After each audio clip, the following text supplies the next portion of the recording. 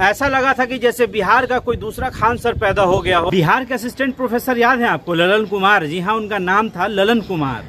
वो अचानक से रातों रात बिहार में बहुत ज़्यादा फेमस हो गए थे, क्योंकि उन्होंने कहा था कि मैंने बच्चों को पढ़ाया ही नहीं है तो मैं इनका सैलरी कैसे रख सकता हूं, अतः मुझे जो है कि अपना सैलरी वापस करना है। जी हाँ दोस्तों, शायद आप उस वक्त सुनकर आपको ऐसा लगा होगा कि कितना महान टीचर है ये, कितना महान प्रोफेसर, कितना महान शिक्षक है ये, लेकिन क्या सच में ऐसा था?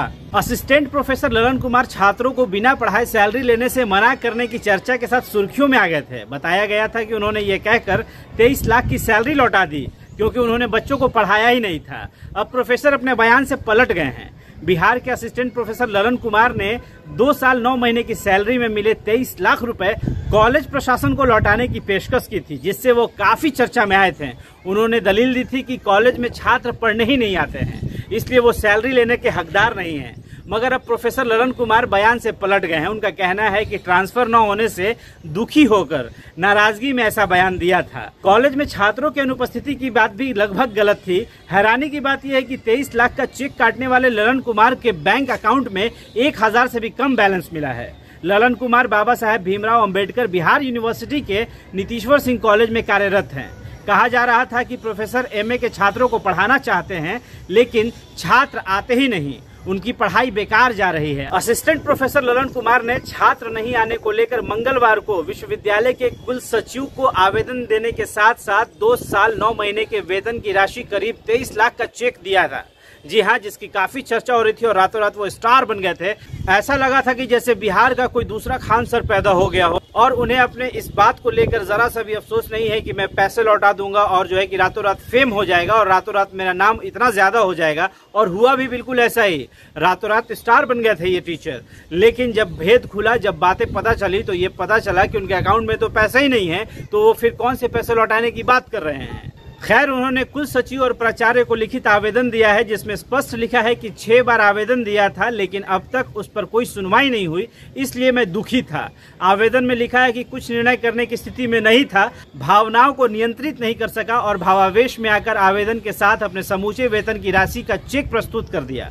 वरिष्ठ लोगों द्वारा समझाने पर समझ में आ गया है कि मुझे ऐसा नहीं करना चाहिए था। हालांकि नीतीश्वर कॉलेज के प्राचार्य डॉक्टर मनोज कुमार ने कहा है कि कॉलेज में छात्र नहीं आने की बात बिल्कुल गलत है। उन्होंने ट्रांसफर को लेकर इस तरह की बात कही है, लिखित रूप से स्वीकार किया है। अब विश्वविद्यालय अपने स्तर से मामले को देख रहा है। इस तरह का कार्य सही नहीं है। वहीं उस कॉलेज के हिंदी पढ़ने वाले छात्र छात्राओं ने भी बताया है कि रेगुलर हिंदी की पढ़ाई होती है, ऑनलाइन क्लास तो सर खुद कराते थे, पता नहीं उन्होंने ऐसा क्यों कहा। वहीं उसी कॉलेज के हिंदी के ही गेस्ट टीचर डॉक्टर अविनाश ने बताया कि छात्र नहीं आते हैं, यह बिल्कुल गलत है। उन्होंने ऐसा क्यों लिखा है समझ नहीं आ रहा। बहरहाल, छात्र नहीं आने को लेकर वेतन लौटाने का चेक देने वाले प्रोफेसर ने ट्रांसफर नहीं होने से नाराजगी की बात कही है।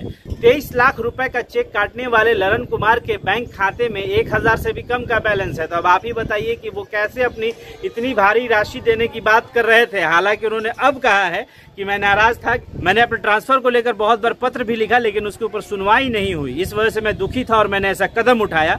लेकिन उनके इस बात के पीछे जो भी सच्चाई हो, कहीं ना कहीं इससे उन शिक्षकों के ऊपर भी एक सवालिया निशान है, जिन्हें लोग अपना आइडियल मानते हैं, अपना गुरु मानते हैं। जी हाँ दोस्तों, जब उन्होंने ऐसा कोई कदम उठाया था, ललन सिंह ने जब ऐसा कदम उठाया था, लोगों ने बहुत ज्यादा उनकी वाहवाही कही थी। उन्होंने रातों रात सुर्खियां बटोर ली थी। लेकिन जब पता चला कि ये सब कुछ एक गेम था, एक स्टंट था, तो अब जो है कि ललन कुमार को अपने गले में हड्डी फंसती दिख रही है और वो सफाई देते फिर रहे हैं।